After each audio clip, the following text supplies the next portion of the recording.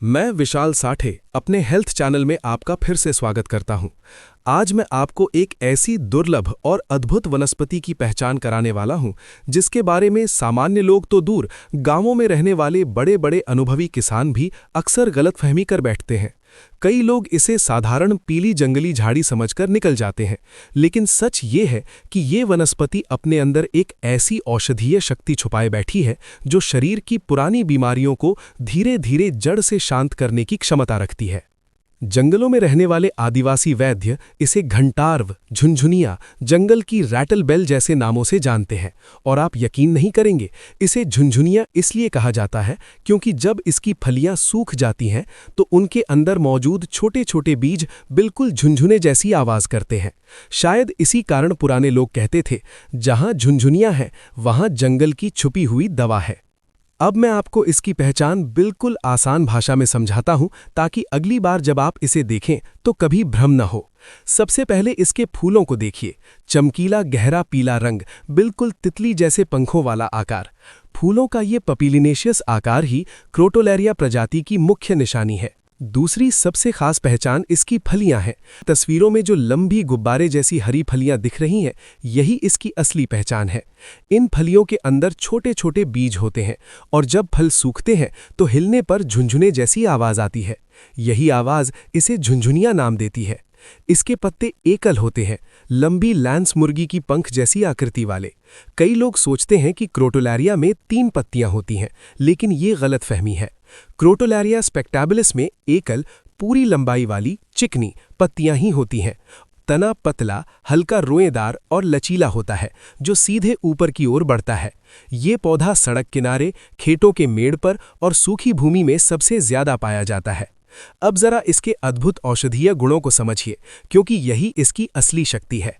आयुर्वेद में इसकी प्रकृति लघु, रूक्ष, तिक्त और उष्ण मानी गई है। ये शरीर में जमी हुई ठंडी नमी को हटाती है, कफ को तोड़ती है, वात से उत्पन्न दर्द को शांत करती है और रक्त की सूक्ष्म नाड़ियों को खोलती है।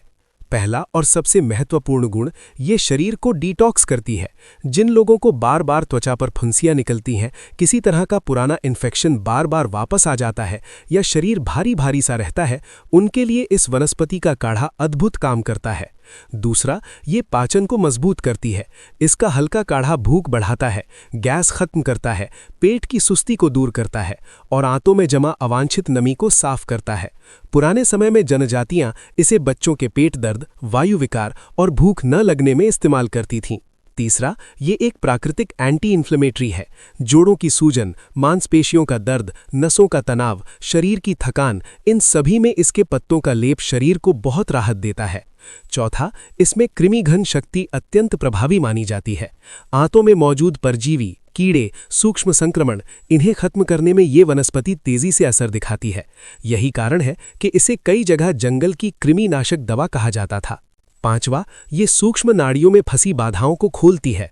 जिन लोगों की ऊर्जा धीमी रहती है, जिन्हें बार बार थकान होती है, मन में भारीपन महसूस होता है, उनके लिए इसका प्रयोग बहुत फायदा करता है। छठा, ये महिलाओं के लिए भी अत्यंत उपयोगी बताई गई है।